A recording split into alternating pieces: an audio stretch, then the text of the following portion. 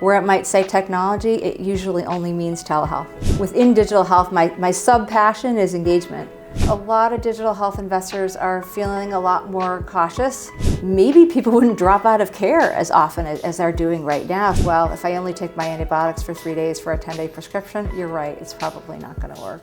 The idea that we wait until Tuesday at 4 o'clock, that's when you can have your panic attack. Well, as a psychologist, I don't read your mind, but now we're reading your mind. There's going to be a time where I don't have to type my notes and I can look at you more often. You don't want to be a solution looking for a problem.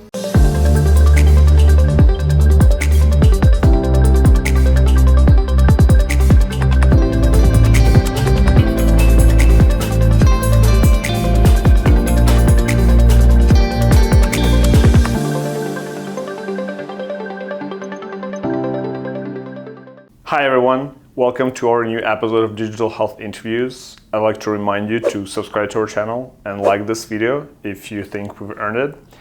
And now I'm super excited to introduce our today's guest. Her name is Jennifer Gentile. Hi Jennifer. Hello. Let's start traditionally with your background. Tell us a bit about yourself. Sure. First, thank you for having me. I appreciate it. Digital health is such an important topic. We have so many challenges in the field of healthcare, and technology is one way to augment and improve those. So I'm a clinical psychologist by training. Been on staff at Boston Children's and Harvard Medical School for almost 20 years now. I don't think I'll ever leave there, but part-time there. And then I've also worked in the field of digital mental health.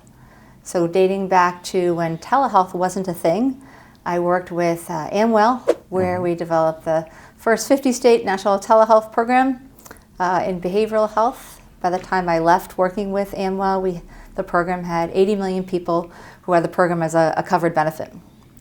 So I was kind of trying to work on the access challenges in mental health, and then worked a little bit on AI in mental health and trying to see how we can improve quality. Because it's hard to improve quality if you don't include technology and things like AI and machine learning at scale, right? Mm-hmm. Easy as a clinician when I'm at Harvard, it's super easy to supervise somebody on a one-on-one basis, but it just is really hard when you have providers at scale to help them with their charts. And so did that a little bit, and now thinking about, so I know there are access and quality challenges in mental health, right? And a big thing that I've learned, and I kind of every time I speak with somebody or do a professional talk, I try to speak about that most people with mental health conditions actually are not able to get treatment. For those who are able to get treatment, there's high rates of dropout. The recovery rates are not great. For anxiety and depression, it's about 50%. So we have to do better. And so thinking about how do we help people who are both within the traditional mental health system, and then also those who don't end up getting diagnosed, whether or not because of stigma or cost or whatever reason, because we know there are a lot of folks out there, as well as people who have symptoms of things, but they don't actually meet criteria for a diagnosis, right? Why do we have to wait to have them get more acute and need more care when they're going to be more expensive, when they're more likely for their condition to be less easy to be treated?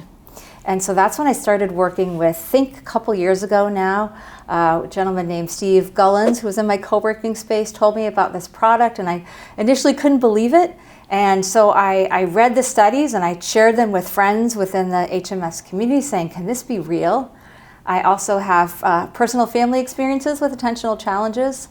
So my kids all tried the product and saw really neat results with them, and sat on the team for a couple of months because I couldn't imagine the results that we have. They're pretty exciting. So like for a majority of people have a year's improvement in math and reading fluency. That just doesn't compute in my head as something that, why isn't this so readily available? So joined the team a couple of years, and so we have a technology where it improves impulse control, attention, and academic functioning.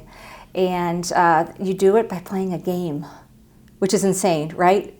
So you play a video game, you wear an EEG headset, and when your attention centers of your brain are activated, the character moves in a game, which is crazy because my whole life I've been telling people, as a psychologist, I don't read your mind, but now we're reading your mind and you're moving a video game, which is phenomenal.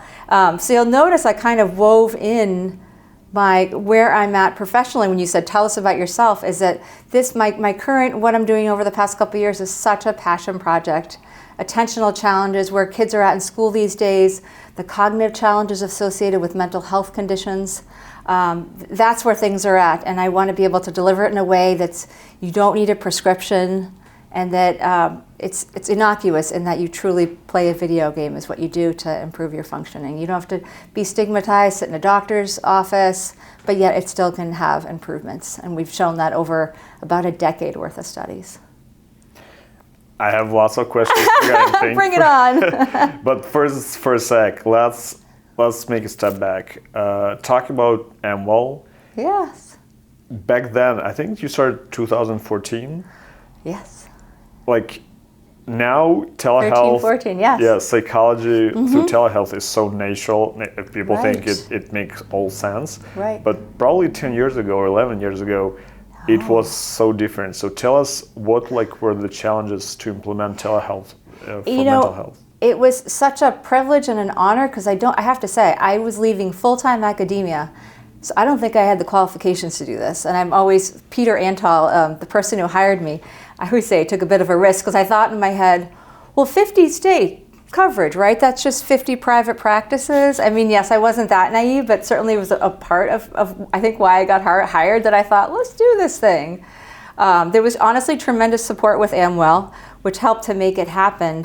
But no, people thought it was, telehealth was irresponsible, unethical. You couldn't have the same clinical outcomes. It's going to somehow negatively impact people's ability to attend the appointments, which was actually opposite. You have far fewer no-show rates if you don't have to worry about, parking and things like that. So it was interesting. I'd never had the role of an evangelist before, saying, I'm the same person if I see a patient in a video format versus, and I won't say that institution, but I remember I went to a student union in the Boston area, and they were saying, no, our patients are too acute to do telehealth.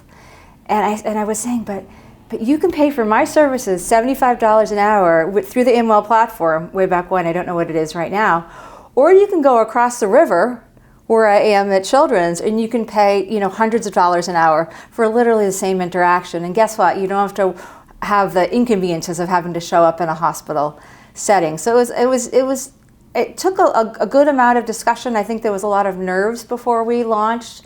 I think I imagined movie things happening, like patients showing up on the screen and committing suicide. We didn't know, right? Because people weren't doing it as regularly.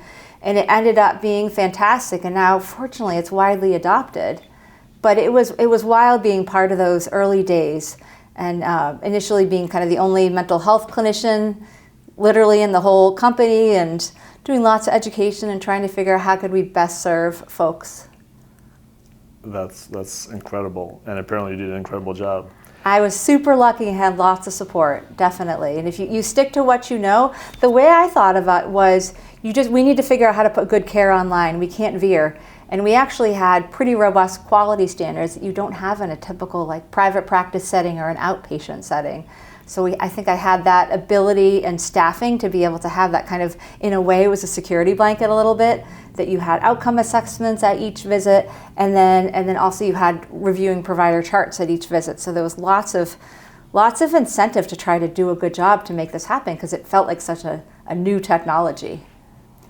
Actually, my next question is, when we say mental health and technology in one sentence, yes, telehealth is the first thing people think. Mm-hmm. But there is much more than just telehealth when we're talking about mental health. Yes. What other tools, technological tools, people use nowadays to improve mental health? Great question, because I think if you look on a lot of websites of hospitals and other institutions where it might say technology, it usually only means telehealth. Let's start with that. Which is why I'm passionate to try to make it more, right? Because we have to improve access and quality in mental health care. There's so many ways in which technology can be impacted. So very simply, thinking about scheduling, thinking about online platforms that help enhance. There's tools that can help you become a better therapist. There's tools that can help providers do ambient note taking. I mean, I was sitting in my practice on Friday, And I'm just typing away, and I was joking with the patient saying, there's going to be a time where I don't have to type my notes and I can look at you more often, as I want to provide that with that patient. There's example of chat bots. There's example of learning more about the patient where we can provide better care. So being more specific, understanding what do all different data points mean to add up to what kind of care I should do. So for example, a company called IESO I used to work with, they use natural language processing, and we got to know so much more about the patients to better understand them. The way they use language, so different mental health conditions use more first person versus second person, right? And you can see deterioration in functioning solely based on language use. What if providers had all that access to data? It could be, right, if you have all this data, that maybe our recovery rates will go up. Maybe people wouldn't drop out of care as often as they're doing right now. So just a variety of things. Things like monitoring your symptoms on a daily basis. If you think about, in the traditional, when we think of care, we think of a traditional outpatient visit, right, 1 hour a week. And what if we had live monitoring of when people are having their panic attacks, understood where they were, what they were feeling, what their thoughts were, and then we can in real time help them. The idea that we wait until Tuesday at 4 o'clock, that's when you can have your panic attack. Any other time, we'll just have to talk about it when you've had many other life events happen, and we're not great historians as humans. So there's so many opportunities, just-in-time delivery, identification of risk, really neat stuff with suicidality, but lots of opportunities. And thinking about, it's not just a clinical interaction between a provider and a patient. What are the things can we help? How can we help them with their sleep? If I think about my company, THYNK, how do we help with their cognitive skills, right? Because we know that cognitive skills are one of the most difficult things to improve in depression. But if we can help the cognitive skills, then other skills can get better more quickly, right? If a person can attend and practice the exercise that their therapist can teach, that's an example of a tool that's not prescribed, but it's, you play this game, so it's this, the world is open. We have to make sure we have reimbursement, right? We have to make sure that people know about the tools. We have to make sure that they're interesting to people. There's a number of tools that might work in randomized controlled trials, but when you bring them into real life, nobody uses them. And that's pretty common in the field of digital health, which is why I think about within digital health, my sub-passion is engagement, right? That you have to build something that works and also build it that it works in real life. And it's got to sit within the setting. It can't interfere with the workflows. Providers can't get annoyed with it because you always have to check the password, or people are complaining about using it because it's boring or not relevant or who knows. So there's lots and lots of tools, and there's great organizations where you can go to learn about the different tools as well. So I agree. There's definitely lots of tools, and you mentioned quite some examples. Then there's also mental health in general is always in the trends of the next year in terms of technology. Yes. That means there's tons of investment going in this space. Yes. And with all that said, it looks like the mental crisis in general in the US and around the world is getting worse. Does that mean we are not going in the right direction? Does that mean the technology is not working properly? Or why is everything getting worse in that space? Right. So I don't think our treatments are getting worse. So if I think about traditional care, just to say that out loud, I think we're all working to have those improved. I think we are seeing, post-COVID, with different stressors that occur in individual lives, whether it's political situations, war, climate crisis, have you. There are a number of different stressors occurring. I also think there's a beautiful thing that's happening here. People are self-identifying more. It's becoming more acceptable to say, I have a problem and I need some help with that problem. So I think, and I would add that in thinking about acuity, so much is cultural context. So I think it's different in different places when people think about it's worse, because in many places the access rates have actually improved. In some places the quality rates have improved. Now those who aren't getting diagnosed and those who are kind of struggling on their own, that's why I see one of the bigger challenges. So thinking about things from a public health construct. So thinking about intervening earlier, why wait until a diagnosis? because we know it's more expensive to treat later on, they're more likely to have greater frequency and intensity and duration of the symptoms if you wait 10 years. Interesting. Well, I do hope that all of us who are working in the tech space can actually make this trend go away in terms of like the bad trend of mental health crisis in general. Especially in my country, in Ukraine, during the war, we literally have like 40 million people with PTSD, and mental health it's already, but for years is going to be a huge problem in our country. And thinking that sometimes people think the event is over and we're done, just because you have food on the table. No, trauma lasts forever. We know there's body-based trauma that can be transmitted throughout the generations. So I think that's important to think about and say out loud. But the good news, there's lots of room for innovation there as well. So I really encourage every startup founder to consider Ukraine as a market potential for your solutions, and we can help you to go to the market if you're interested. All right, let's talk more about THYNK. So you told a little bit the beginning of the story. Was the game already developed when you found out about it, or no? Yes, I really walked in at a very luxurious position where this amazing product was in existence. It had 10 years of research under it. I think the trick was the business model wasn't right. It was going a FDA route, so regulated route, which is great, right? This FDA quality evidence, but it just wasn't the right business model for the time.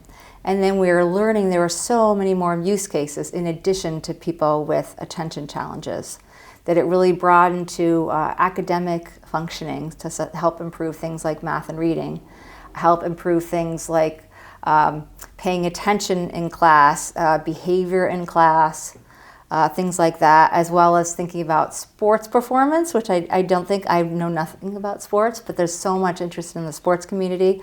Also thinking about mental health challenges. So most mental health challenges have a cognitive component. Oftentimes attention is that cognitive component.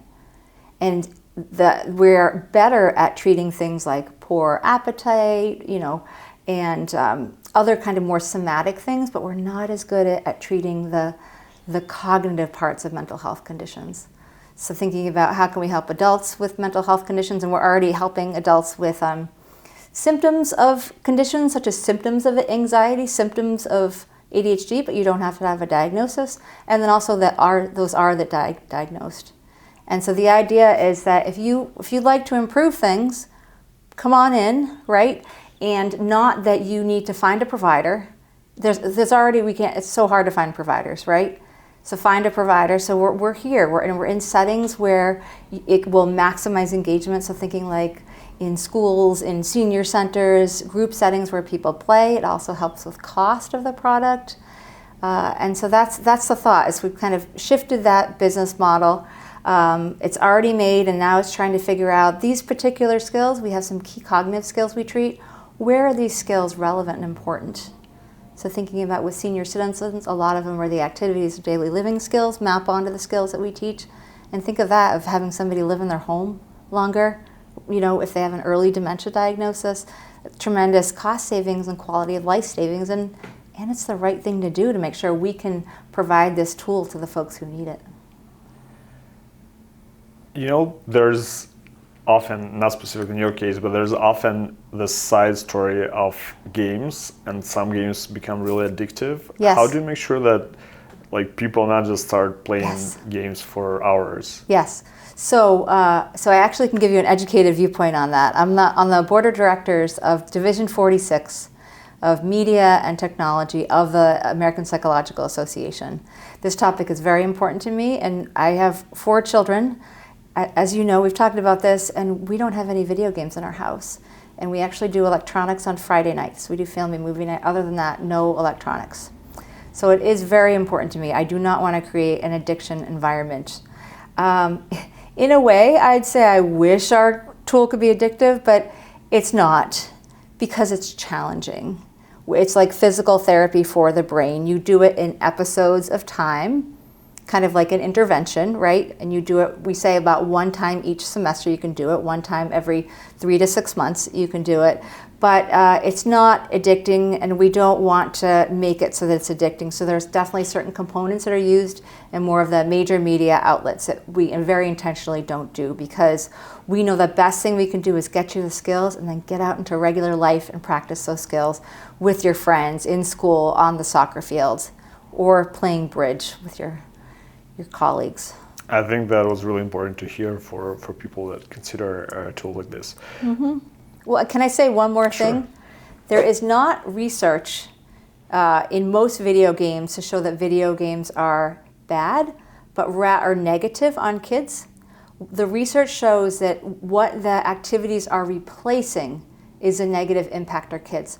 So if they used to be going outside and playing with their friends in the afternoons, and now they sit on a screen for a couple of hours, that's what's not necessarily healthy. So it's not unhealthy. It's not really a matter of inherently playing the games is not good for you, except with the exception of a few of the very, very violent ones. But you wouldn't give your kids those anyway. But it is a matter of you don't want all their time being sucked up by playing video games. You want them to do a variety of things, right? So in terms of your solution, you have a game and the device that the person needs to wear while playing the game, right? Yes. So you are already in the business of hardware as well. Apparently. Yes. And that's usually is pretty complicated and hard. Tell us more of that component. Great question. So you wear an EEG headset, and then you play a game on an app. So just a regular kind of app store game. It could be an iPad or a phone or wherever. We don't necessarily want to be in the hardware game. We have a patent, which is great, on our headset, but we also envision in the future being embedded with other systems, right? Because thinking about our value as the algorithms and what we can learn, not what our headset looks like. So yes, no, long term, we don't envision us being in the hardware game. Okay. Tell us more about fundraising. I believe you closed your previous round just in November of 2024? Just finishing up closing a round. We also, about a year ago, raised some money. We've been very, very lucky in our fundraising, mostly angels historically. Can you double click on lucky? We'll see how it closes this round, but we're just finishing up those last signature pages. And in a couple of areas we're looking in health tech, ed tech folks. It makes a lot of sense, and our business model is very attractive. And every time we share people what we have, they say, no, you can do this 10x or this x. And we're fortunate that we have very experienced leaders and conservative folks who are helping to guide us. And Steve Gullins, and I had mentioned him, he's done this, he's run a VC firm, and he's very smart about the way he does things and knows how to explain the model and also be attractive. And yes, it's something that we're being conservative about, but the tremendous potential for growth is obvious, and we often get cautioned that we're being too conservative in our projections of our revenue, which is great. That's where we want to be. We want other people to identify that. I know at least 2 founders, in not specifically your competitors, but in the similar space, and they are struggling to raise funds for years. And what I hear from them mostly is that the traditional VCs in digital health, they're looking for unicorns as always, and we are working with kids with autism. Obviously, you're not going to make billions of dollars, whatever solution you make. Yes. So, what would you recommend them and other founders in the space to do to find the angels and VCs that might be interested? I think it's great question. I should say our fundraising, fortunately, has gone well. We've been lucky, and we're also, each of the team members come with strong networks and histories of fundraising, so that's helpful. In that way, I would think that it's important to have that product market fit is so key. So have the product, have a reliable long-term buyer within that market, have a sizable market. And as far as digital health, a lot of digital health investors are feeling a lot more cautious, feeling burned by during COVID times where money was handed out hand over foot. And it was given to people, I think a lot of ways the VCs were just trying to help. And you could see that, these projections of we have this many people who are struggling and this is how we're going to fix it. It just wasn't that simple. And there were a number of products that that weren't as effective as we thought. The studies had some kind of holes in them, and just the business models were not realistic. And particularly if you think about the prescription digital therapeutic model, it really just hasn't taken off. In theory, I completely understand it, how you could imagine this could be successful, but it just hasn't proven to be true. And so that traditional way in which we deliver care, thinking let's just map it on to digital health, it hasn't quite worked. And then the final thing I would say is the engagement has pretty poor. So people either trying new technologies or completing them until you get that desired benefit. So if you stop something a third of the way through, then people say, oh, it doesn't work. Well, if I only take my antibiotics for 3 days for a 10-day prescription, you're right, it's probably not going to work. As a founder right now, what do you think for you personally is the biggest challenge in your startup? So I have a really answer, and it's kind of ironic given our company, focus. And I remember a gentleman I worked with called Phil Davis at Amwell, that he always said that as well. We have to be so narrow in what we're doing. The trick is everybody I talk to, I literally talk to people and they have new business ideas for me. You know what about the cystic fibrosis population? What about the schizophrenia population? What about these other populations? And the biggest thing is we need to be narrow and do our primary market right now of education, also understanding secondary and healthcare markets. I mean, quite literally, I was just on a call a couple hours earlier with a sports guy who I meet with him probably every 4 to 6 weeks, and he works under Coach Bill Belichick. And it's so hard for me to say, that's not our top priority right now. It kills me. So I'm trying to gather more information, and maybe we'll end up working for that opportunity, which is exciting. But so I think that's the biggest challenge is focus, because we're not going to be successful if we're in 10 different markets all at the same time. Sequentially, right? We'll get there when we get more resources and build things out. But it is a big challenge, and my heartstrings get pulled, certainly. And I see the dollar signs, right? I mean, certainly sports performance. I mean, we won a pitch competition with Profluence couple months ago. Why should a clinical psychologist win a pitch competition in sports? I don't know, but they could see the value in it. And there's nothing like this that exists that measures what your brain is doing, changes what's happening in the video game, and gives you that immediate performance. So thus the learning is so effective. Well, I wish you best of luck finding that focus and making it work. Well, hopefully I have it. That would be a problem. You need to play the game, right? Right. At the very end, I ask my guests to give some sort of recommendation to startup founders, in your case, specifically in mental health. Mm-hmm. What would you recommend them to do? So pick a problem that is important not only to you, but also other people think it's a problem. You don't want to be a solution looking for a problem. Mm-hmm. And you also find very, very early in your founding days, have a clear payment model. So many times I've seen a product that's pretty well into development, and then it comes up with who's going to pay for it. Versus a lot of times people think, oh, well, it helps this person, people are struggling with whatever, but back it up, who's going to pay for it? How do we get it to that person? And have that be a repeatable event. It's kind of the boring stuff it's not as much the fun stuff of startup. You need to super quick understand what your business model looks like. And talk to people. I mean, I love networking, and I've learned so much for others, and I'm also happy to network. People can always reach out to me on LinkedIn. I can give my thoughts, my experiences. It's always just an opinion, but happy to give it. And so it's good. So much is just opinion, though, right? We all think that we have the latest and greatest. Yes. That's great. Well, I wish THYNK best of luck and hope to hear more great news about it soon. Thank you. Thank you for the opportunity. I'm excited, and I appreciate your series that you run about digital health here in the Boston area. Yep. Thank you very much.